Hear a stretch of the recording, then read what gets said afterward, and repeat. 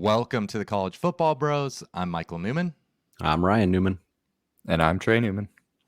All right, we have our first full weekend of college football coming up, but before we get into all the games, quick couple announcements. The first one, our ESPN Pick'em League has been set up again, so you can find that in the description below.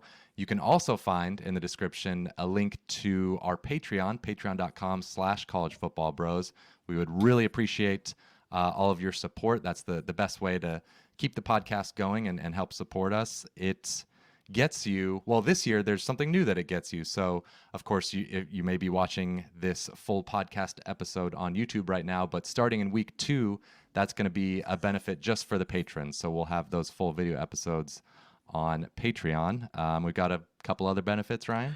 Yeah, we have one. We just do bonus episodes just for the patrons. And like for examples, we have a bunch of them that are kind of evergreen that just really never go bad. So you can kind of listen to them even if we did them a year ago or so. And we did one that was we do a lot of trivia episodes on those. So there was one we did, it was a Who Wants to Be a Millionaire trivia episode with an actual Patreon member of ours. We'd rank kind of uniforms, some of the best and worst of the logos, mascots. We drafted the perfect fast food restaurant, at least in our eyes, who's got the best fries, drinks, desserts. Trey's going for Culver's on everything. But stuff like that. So it's bonus episodes are cool. Indeed. And then we also have a Discord channel that we kind of, it's not just during the season, the entire year we're shooting the breeze. So people we get into, obviously during the season, every Saturday is just chock full of constant action. Like we are, even if you're not watching a game, someone else is, they're chiming in about it. Like you're getting real time interaction on big plays. It's a lot of fun. And then throughout the week, there's banter, kind of betting previews that we do. And then even come basketball season, March Madness, we all get into it. And then, so there's always news, and we're always, it's become a good group of friends for all of us. Yeah, for sure. We're talking about doing a meetup someday. We'll see when that happens, but it Vegas. Definitely will. Vegas, yeah. We have to do Vegas. Sweet. Yeah, we gotta do it. So anyway, you get all that for $5 a month. So again, in the description, we'd appreciate that. But enough about us. Let's talk about week 0. It was, just a few games, but some worth mentioning. So Trey, what was your takeaway from week 0? So I'm at least intrigued now by Notre Dame. Yeah. Now I know Navy proved to be kind of inept most of the game, and they're not supposed to be good in their transition year away from Ken Niumatalolo, but the Irish dominated. I'll admit I was being cautious about Sam Hartman in the offseason, maybe even a tad skeptical as he transitioned to a new offense, but he was very impressive in this one, at least 19-23, 4 touchdowns. He's not going to be lining up against a weak Navy opponent every week, but I'd at least be encouraged, especially since they have another week to gel as they play an FCS team before kind of getting into the meat of the schedule. Yeah, that was a very encouraging performance from Notre Dame. I wish that USC had looked that good against San Jose State. And really, I mean, the offense, although the offensive line, I think, kind of is maybe more of a worry than I thought going into the year, just judging by this game. But primarily, of course, the problem is the defense. It played poorly again. And, I don't want to overreact to one game because there were flashes from players, especially on the D-line, some of the transfers that you can tell the talent. Bear is had maybe some nice better. moments. Yeah, Bear Alexander, Anthony Lucas, but it played poorly. The defense did not play well, gave up 28 points. I think that 3rd and 22 has made the rounds on Twitter that USC came up. So, yeah, I mean, it's concerning because it looks like last year in terms of the production, but I'm not waving the white flag. I still think there's hope that this defense gets significantly better. I mean, if they can keep teams under 30, they're not going to lose. So okay, but it's San Jose State. I know Chevy Cordero's pretty good. But yeah, San Jose, don't underestimate their offense. They're okay. I know. You're going to play Washington and Oregon and but Notre Dame. USC's pretty good. Their offense is pretty good. No, our offense is pretty good. I don't know. Can the defense just be slightly better than last year? That's all it is. You guys struggled pretty badly in some non-conference games last year. Teams moving the ball on you. So maybe this was slightly better because you actually saw some pretty darn good, defensive line play here a little bit. Like Bear Alexander had great moments, Lucas. So I don't know. I think maybe just a little bit more time to gel. I think they'll get better. Yeah, you're probably right. Yeah. Man, a couple other games. The Ohio San Diego State game kind of stunk just because Curtis Rourke went down so early in that game, and the backup Harris came in and threw 3 picks. So, if Rourke is in that game, the full game, Ohio probably wins, or at least it would have been. It would have been interesting. But San Diego State might have pushed it a little bit more on offense too. But Rourke was the better QB, of course. So that was kind of disappointing, but he's fine. Apparently he's going to play the next game there. So he was Rourke said he was really upset that he didn't let him go back in, but Vandy, still Vandy. They barely beat Hawaii. Well, back to the San Diego State play. Everyone had to have seen the football there, the quarterback throw it at the ref's face. That was pretty hilarious. Yeah, and ouch. Ryan, Hawaii Vandy. I've been thinking about this. Like, is it more encouraging for Hawaii or more discouraging for Vandy? I mean, maybe Hawaii's not as bad as they were. No, well, Hawaii's better. They are. Shager, their quarterback, he had some nice balls. Like he did. He was pretty solid. But Vanderbilt just couldn't stop him. Like that's not good. And Vanderbilt also had a 97-yard kick return touchdown, and they still only won by 7. So it's like, what if they didn't have that? So it was a pretty evenly played game. So I think it's more discouraging for Vanderbilt, honestly, because this was the third year, for Clark Lee, and they got better after into the second year. Like, what did they win 5 games, right? Yeah. So this was like, okay, maybe we can make a bowl game, and maybe they still can, but if it doesn't work out this year and they go backwards, Clark Lee's done. Oh, okay. I mean, it's Vanderbilt though. Like, that's. But I know it's an impossible task. But like, could he get to? All you have to do is try to get to 6, and I know that's not easy. But you have 4 non-conference games, like, I know, but it's like Vanderbilt hasn't made a lot of bowl games lately. So all I'm saying is they easily handled Hawaii last year. No, it's and not. They didn't this year. They should have been much better, and they didn't prove it. So that's yeah. I got to bring up one player, though, before we move on to week 1. Zachariah Branch, the true freshman receiver for USC. Unbelievable. Just immediately, that guy seems special. Like, he seems like he is going to be great. I mean, I'm going to overreact to one game there. He was incredible. Yeah, that guy's good. Okay. All right. Let's get into week 1. We're going to start on Thursday, and we've got... one of the best games of the weekend, Florida at Utah. Utah is favored 4.5, Ryan. That number, of course, has come way down. Yeah, well, it started to come down a little bit, the last kind of few weeks. And then people were getting maybe some inside info or whatever. But now the news is pretty much out. Cam Rising likely not going to play in this game, which is why the spread keeps dropping lower and lower. So yeah, 4.5? You said it's too bad for Rising. He kind of thought he was tracking to be ready to go, but you're just so used to guys coming back from knee injuries. Yeah, no matter how short the amount of time is. So it's disappointing. He did in January, so it would have been a relatively quick turnaround. But yeah, that's tough. So it looks like Bryson Barnes, he'll be the guy for Utah now, and we've seen him. We saw him last year. We saw him in the Rose Bowl, and he's okay. He did fine against a tough Penn State defense. He played pretty well. In another game last year against Wazoo, he played well. So I think he's a decent, capable backup. So I don't think it's going to be, impossible or too hard for Utah to overcome that. But especially with Utah's really good defense, good defensive line, I think they're going to stop the run, and Utah's able to run the ball. So I think they're going to lean on that. So with all those things, I know, there's a lot kind of I mentioned it on Utah there, but I'm going to stick with them. I think they're going to pull this one out and cover 4.5. I'm with you. I'm going to take the Utes also. They, they want some revenge from last year's tough loss in Gainesville. And I think if kind of to your point, the Utes are kind of built for a scenario where if their quarterback goes down, they can still be okay with that defense. And then the running back duo that they have is awesome. And on the other side, I'm in wait and see mode with Graham Mertz for Florida. Like, what can he do on the road in a tough environment?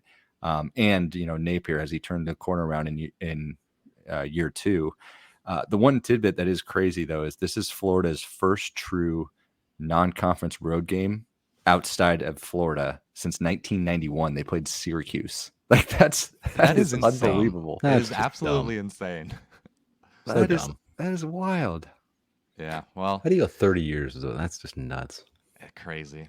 We're going 3 for 3 here for Utah. I'm laying the points. I mean, I've been a big Billy Napier fan, so there is some chance that he just surprises here in year 2 and Yeah. Florida makes a jump forward. What's that? Yeah, I said yeah, but Graham Mertz. Oh, I know, but exactly. I don't have confidence in Graham Mertz. come on. So we'll see what happens. I don't have confidence in Florida's offensive line as well. Yeah. So, Yeah. and And the in defense. this The game, defense wasn't that great last year. Like I don't. yeah, in this game, it's supposed to, I think, be like rainy and a little bit windy. So, like Trey said, Utah anyway is kind of built to maybe they can deal with not Yeah. having an elite passer in weather conditions like that. Maybe it even makes the diminished passing game even less of a factor there. So yeah, laying the points. All right, let's move on here. Get into a game we all care a lot about. Nebraska at Minnesota. This is played on Thursday on Fox, where apparently San Diego doesn't get Fox. Don't So get Fox. There's a Some providers. some providers don't get Fox, which happens to be the one we have. Got to sign up for Fubo. All right. Minnesota's favored 7, if I didn't say that already. And looking into this season for Nebraska and honestly Minnesota too, 7 points seems like too little to me. Maybe I'm missing something here, but I don't see how this Nebraska team is going to be very good at all. Like the offense is likely going to be pretty bad. Terrible group of receivers. One of our starting receivers just quit the team like a few weeks ago. Arguably was one of the worst offensive lines in Power 5 football last year, and all of them come back, but it's like they're not going to be very good. Average running backs, quarterback, and Jeff Sims, Georgia Tech transfer, that was very average for a few years. The running backs are decent, but yeah, everything else you've said is they're accurate. average. They're not amazing, but the running backs are okay. That's not going to be the main problem, but so the only position that I think is above average it could be tight end. Where Thomas Fidone the Nebraska tight end could be pretty good, but defense can be all right. But I don't know, they're not going to be amazing. They don't have any playmakers, so I don't know. I just think Minnesota established culture, established program, big up front on the lines. They know what they're doing. I'm not convinced Nebraska can go in their first game under Rule, who's proven he doesn't try to like to win on his first year, and just go and really truly compete like toe to toe with Minnesota. I'm not seeing it yet. Okay. Yeah. Not locking it in though. I was sensing a lock there. Yeah. Not rowing the boat completely. Yeah, Yeah. Well, All right. don't want to be too So negative. Let's move to Friday with a squad that Ryan and Michael are very bullish on just because they love the coach. That's Louisville and Jeff Brom. They're favored 7.5 against Georgia Tech in Atlanta. New era for both programs. Brent Key for Georgia Tech. He got the interim label removed this year, and now he's going to be starting a new quarterback after they lost Jeff Sims to Nebraska. But transfer Haynes King comes from Texas A&M. He still has a lot to prove. 7 touchdowns, 6 picks a year ago. So I'm going to take Louisville with Brom now. It's not really just because of the offense of his, with Plummer that's familiar with his system, but it's actually more their defense. They're supposed to have a solid D. They should be able to, I think, stymie the Yellow Jacket offense with what looks to be like a pretty solid defensive line for the Cardinals that could get into the backfield. So I'm taking Louisville. All right, let's get to Saturday, and we'll start with big noon kickoff. I guess we can't watch it here in San Diego, but Colorado at TCU. TCU's favored 20.5 in, of course, the bigger story here, Deion's debut at the FBS level. Yeah, game 1 for him. Crazy. We'll finally kind of get to see what this experiment's going to look like with what they got like 80 new players on the team this year, something like that. Something like that. Some of them just came to the program within like the last month or so. So I don't know. I just have a hard time believing that team can truly be competitive. Both lines aren't supposed to be very good. Can't be a lot of quality depth, no cohesion. So I like TCU here. I think Sonny Dykes has He's been pretty positive about what he's got coming back. He really likes his receiving group. The offense, you can tell he's excited about it. And the defense, was obviously pretty solid last year. They got 7 starters back. It seems to like what they got going on back there too. So I like Colorado, and I'm actually going to make Colorado my lock. No, I mean, you mean I like TCU. TCU. Yeah. I don't Oh. like Colorado. No. Yeah. Yeah, TCU is going to be my lock. All right. Yeah. I wanna see Dion just prove it to me first. And I'm not even like overly high on TCU, but I do like their schedule and I like them in this spot here. Just too much new for the Buffs. And I also want to see Shadur Sanders. Like, even if he can hold his own, I want to see him against FBS competition. So, even if he does, do pretty well, can the defense of theirs make any stops, especially against TCU with Chandler Morris, who obviously he won the job last year before getting hurt. I like their linebacker Johnny Hodges, one of the old school guys that has a neck roll. He was a Big 12 newcomer of the year last year, led the team in tackles. I think he'll have a huge game against the Buffs. So I'm going TCU as well. All right. I don't have a lot of confidence in Colorado this year. Of course, I'm, thinking they go 3-9 or something like that. But some of my lack of confidence in them is the depth issues that they're going to have. But game 1, they're, probably as healthy as they're going to be. And I do like the hire of Sean Lewis at offensive coordinator. I think the offense has a chance to be okay. So I think maybe they can hang in there in this game. And I'm going to pick Colorado to cover the spread. All right. Well, let's move on to a game I'm looking forward to. We got Boise State at Washington. Huskies are favored 14 right now. This Boise team, man, they won 10 games last year. They got a lot coming back, and it's going to be Andy Avalos's 3rd year as the head coach. And I don't know, it seems to me like he's really kind of settled in as the coach there. And he kind of got off to a rocky start. It wasn't like, one of the favored sons was coming home, but it didn't actually end up working out all that well to begin with. But he finished strong last year. He went 8-0 in the Mountain West. Lost the title game, but that's okay. But I think this team is going to be really good, especially running the ball. George Halani is back. He ran for about 1,200 yards last year. Ashton Jeanty, he's back. He ran for about 800. Taylon Green, the quarterback, he ran for about 600 himself. So just between those guys, that's like 2,600 rushing yards coming back. I mean, that's a lot. So they're going to run well north of 200 a game on the ground. And the defense is looking really good too. So, Washington, obviously high on them. I like them. Not sure the defense is going to be all that great. And they did lose a starting running back, Cam Davis, to an injury. So I don't know. I like Boise. I think they can run the ball, keep Washington's offense off the field. Defense can compete a little bit with the good high flying Washington offense. But yeah, I'm going to take Boise plus the points. All right, moving on. We've got where game day will be in Charlotte. North Carolina is favored 2.5 against South Carolina.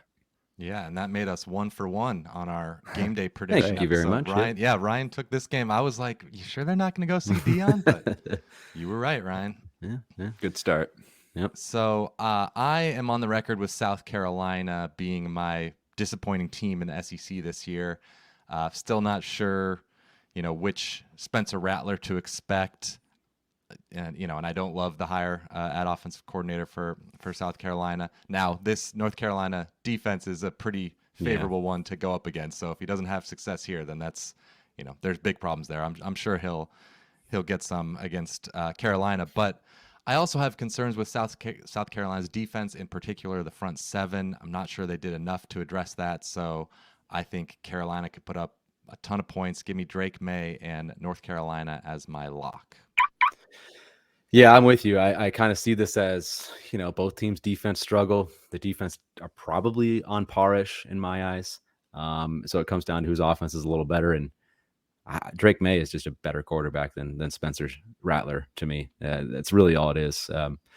South Carolina lost some key players to transfer in the offseason, so that doesn't have me too excited about them either. So, yeah, I'm going with Michael. I'm taking North Carolina. If North Carolina's defense is as good as South Carolina, I think North Carolina is going to be a little better. That would be quite an improvement. All right, Michael, we got dueling locks. I'm going to take South Carolina as my lock. I don't love the Gamecocks. So I'm going to take a chance, say that the Spencer Rattler we saw towards the end of the year kind of shows up in this game against a below average defense, because I'm just not super high on Gene Chiswick's North Carolina defense. Like, Yeah. they lost Tony Grimes at corner. They didn't seem to really improve on that side. We'll see. I mean, maybe they do. Just I'm going to improve it mode. And then Drake May has a new offensive coordinator. I love Drake May. Like, it's not like he's going to suck this year or anything, but just there's going to be, it looks like there's going to be a lot of points over under 64.5. Maybe they get in a little duel. So I'll take the 2.5 and go with the Gamecocks. Okay. Sunday, we have the game of the weekend. We've got LSU -2.5 against Florida State being played in Orlando, correct? Yes. All right, Ryan, what do you think? Yeah, well, no Mason Smith for LSU, big D tackle. He is stupidly suspended from this game by the NCAA. Although apparently he was actually dealing with an ankle injury too, so he might not have actually played anyways, even if he wasn't suspended.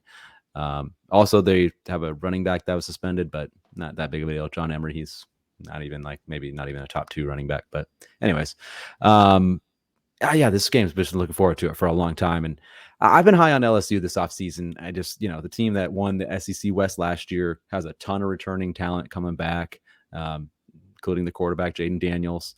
And for me, I'm kind of looking for, LSU's defense to maybe take that next step to a big time defense that's just like smothers you and is all over the place. Because if with that paired with Jaden Daniels and his running ability, that's going to be hard to stop. So I'm gonna take LSU. I think they're gonna get a little revenge on Florida State from last year. Yeah, that game was bonkers last year in New Orleans. And all offseason, I kind of thought I would like the Noles here, given the total amount of returning production and some of the impressive transfers they brought in. Yeah. And then you mentioned like with Mason Smith out for LSU, but seeing that LSU still favored, almost a field goal in a game that's in Orlando, after all of that, I'm going to take the Tigers. They do want some revenge. I think LSU is going to improve more this year than the Seminoles. I like Brian Kelly to maybe out scheme here. Jalen Daniels is awesome. Developed a great connection with Malik Neighbors on the outside. Linebacker Harold Perkins is one of my favorite players in college football, because the defense was, maybe a slight liability last year. I think it's going to be more of a strength this year. They also added Omar Spates at linebacker from Oregon State. So I think they're pretty solid there. So I'm taking LSU.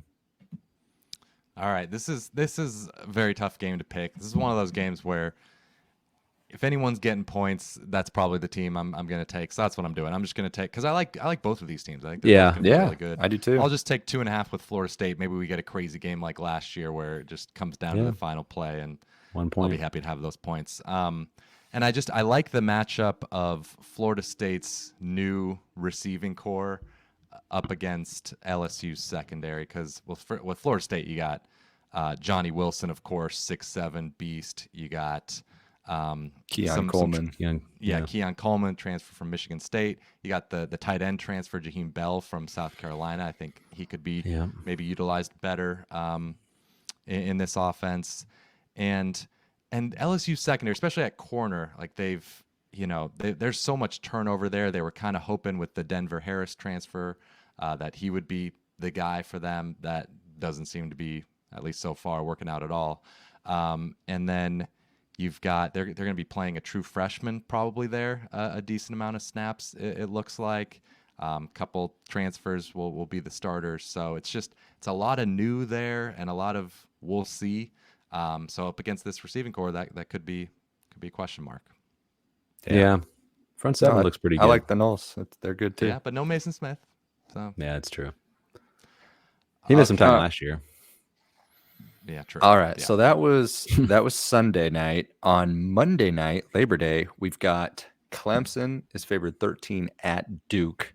And I'm really looking forward to see what Cade Klubnik and the Tiger offense is going to look like now. It's a good first game for Clemson to give us a clue, because Duke's solid, but they're not with great. Garrett Riley, the new offensive coordinator, is it going to click day one?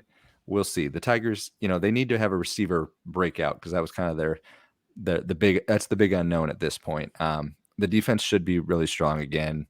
Slightly unproven as they have to replace a couple key guys in that front seven. But I'm not picking an upset, but I am going to take Duke for the cover. Mike Elko did an amazing job in year one, getting 9 wins. Kind of needs to maybe validate that now. Riley Leonard's one of the most productive quarterbacks out there. 33 touchdowns, offense returns a bunch. I'm just not sure the defense will be able to stymie Clemson at all. But I think the home crowd, knowing the offense is competent, they could keep it competitive in the second half or even potentially get a backdoor cover. All right. So there's not a lot of marquee games in week one, but we wanted to hit some more. So let's talk about some, I guess, kind of intriguing players or storylines that we're looking out for this weekend. I'll start us out with, well, what's more interesting than the Iowa offense? Man, I'm actually looking forward to it because, well, Cade McNamara is questionable, so we don't know if he'll play. But if he's been really, really coy and like cryptic about like how he's feeling. Yeah, so we'll see there. But either way, they got some solid transfers in the receiving core, tight end. And really what I'm looking for is the pace. Like, no matter who the quarterback is, I want to see the pace because, of course, Brian Ferentz needs to get that, 25 points per game? 25, yeah. In order to have his contract renewed. And you're going up against Utah State, not a good defense. This is where you want to rack up some points and give yourself a buffer for when you're playing. Iowa's got to get 40 in this one. Yeah, like if you don't get 25 in this one, like behind the 8 ball. Yeah. So I would agree. Your goal is at least 35, and you're trying to get in the 40s. But gives you 2 points extra per game. This is such a cool storyline this year. Everybody's gonna be doing watching the math Iowa's every points. week. Yeah. Can't recall this ever happening like that specific. It's crazy. It is crazy. Okay. I'm gonna go with and there's a couple, but I'm gonna say Texas A&M's offense. I know they're playing New Mexico, but still, even against lackluster defenses last year, A&M's offense wasn't really thriving. So, but Bobby Petrino, the new offensive coordinator, is coming in. He's obviously a very proven offensive guy. I think he's going to do well. Get Connor Wegman playing, at kind of a really high level at quarterback position. I think they have some pretty darn good talent overall on the offense. The line should be okay. Good receivers, good tight end. So I don't know. I see that offense being pretty good, and I'm hoping it starts in game one against New Mexico and they put up a bunch of points and like, all right, A&M's got a shot. All right. Yeah. Similar story from my first one is Miami, the U, and Tyler Van Dyke. He supposedly had a thumb injury, but saying he's ready to roll. I just want to see if he can start to show what he did a couple of years ago. The train wreck last year one with Cristobal. Some of that might have been related to their offensive coordinator, Josh Gaddis, that just did not work. So they play Miami, Ohio on Friday night. And Miami, Ohio has Brett Gabbert, who's similar. He had a couple of years ago, he was lights out, battled injury last year, not so great. But so if the Canes are improved, they need to put on a good show against the other Miami. A tough game. Find out the real Miami. Yeah, Miami, Ohio is supposed to be pretty solid. Okay, I'm looking forward to another quarterback, Drew Aller, quarterback for Penn State. They're playing West Virginia, and it's West Virginia is not supposed to have a very good defense, but it's not terrible, right? It's not like you're playing an FCS Big 12 team or something. Like, it's a Big 12 team, and so I want to see if Drew Aller looks like a 5-star quarterback. We saw him, of course, a decent amount last year, but now he's got the whole offseason where he's been the guy. He's going to get the start, of course, and play a ton of snaps. So I am 100% going to overreact to whatever he does. If it's like really good, I'm going to say they're going to win the Big Ten. If he's bad, I'm like, well, they're done. Yeah, I mean, if he's legit, because we've talked about in the preview season, the rest of the roster is really good. Stacked. So if quarterback is very good, then they're a playoff contender. So we'll see for sure. Yeah. Yep. All right. Cool. I'm looking forward to seeing DJU Uiagalelei starting at quarterback for the Beavers. They play at San Jose State on Sunday. His point spread's about 16. So, that could be an interesting game. Obviously, we saw San Jose move the ball pretty well against USC. So maybe they could do the same against the Beavers and make that game interesting. But it's more just about how is DJU going to look.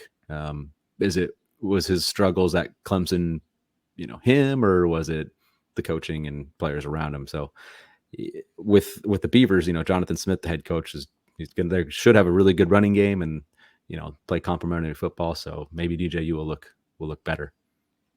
Yep. And if the defense looks good against Cordero, then I'm buying the Beavers. Yeah. All right. I'll say the Wisconsin offense. I know they're just playing Buffalo, but the Badgers, they'll outman them. But I'm curious to see what the overhaul on offense looks like. Will the offensive line have any troubles with the new scheme? Will Tanner Mordecai just light it up? Or maybe in this game, are they going to be more vanilla and just kind of run it more with Braylon Allen and just save it for future? But I'm curious to watch Wazoo. Yeah. Okay, let's finish this episode for the first time this season with a questionable finish. All right, the biggest Heisman liability at Caesar Sportsbook is Shedeur Sanders of Colorado. What odds would you need to place a bet on him to win the Heisman? What are the odds on him? Do you even know? That's a good question. I don't I saw one was like 125 to 1 right now. Yeah, that's not going to do it for me. I'm going to need more than that. But it's variable. I'd say double that. If you give me 250 to 1, I still probably wouldn't do it. I'd say 500 to 1. All right, see, I went crazy. Well, I don't know if I went crazy here. I went like 3,000 to 1. Just, I mean, your guess I can lay a is mine. buck. And I'll maybe have 500. Yeah. To me, that sounds like okay. I'll throw it on $1. Maybe I'm underrating the sort of tail event here, but yeah, I mean, Colorado alone, they've got to win at least 6 games, and even that, I mean, probably more like 8 or 9 if he's going to win the Heisman, and he's got to put up insane stats. Like, I don't know, it just seems really unlikely, especially against all those other Pac-12 court. And that is not happening this year. Max Duggan, he was kind of close, kind of. Well, but that wouldn't have been 3,000 to 1 for me. No, Max Duggan, they were going to be a good offense. They were going to be a pretty good team. Yeah, I know. You're right. Yeah.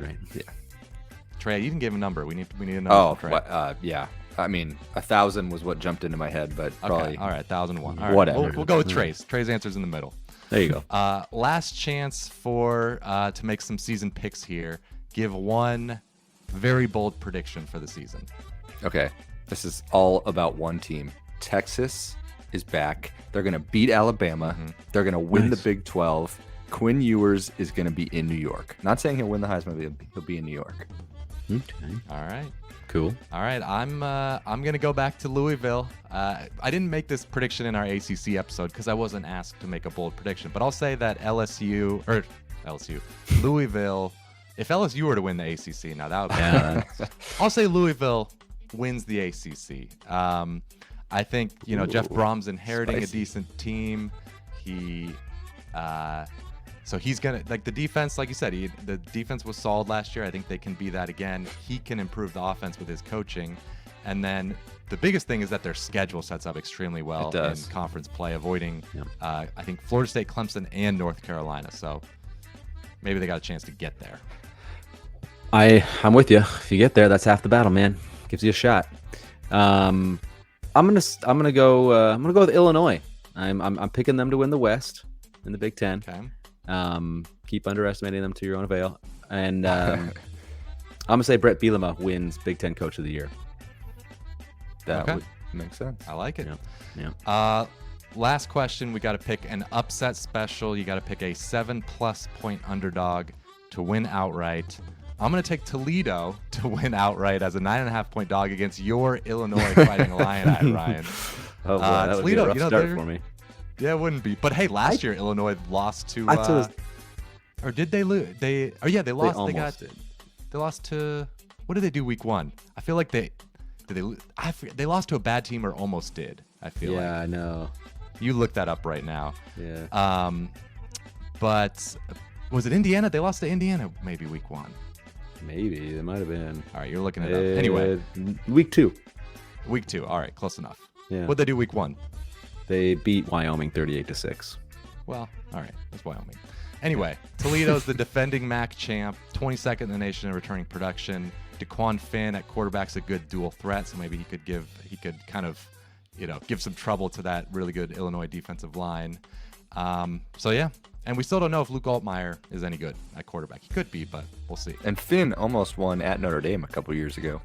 There you go, yeah. All right. I'm going to take Boise State getting 14 at Washington. Ryan, you laid it out nice earlier.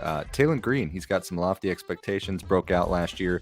Washington been getting a ton of buzz and hype, but like you said, the defense isn't fully proven. Boise maybe looking like the Boise of old. So tough first game for the Huskies too. So I'll take Boise. I like it. I like that one. I'm going to take Northern Illinois, the Huskies. They're getting 8.5 at Boston College. I'm just not expecting a whole lot from Boston College this year, man. Don't expect Jeff Hafley to have a good year.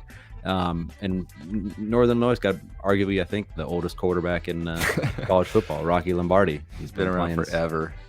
Been there since about Kirk Cousins, Michigan State time. So not quite that long, but a while. So yeah, Northern Illinois. All right, there you have it. Thank you for checking out this episode of the College Football Bros. Again, in the description below, be sure to join our Pick'em League on ESPN. And, of course, subscribe to our Patreon. We would really appreciate that. That'll do it for this episode, and we will see you after week 1. Enjoy.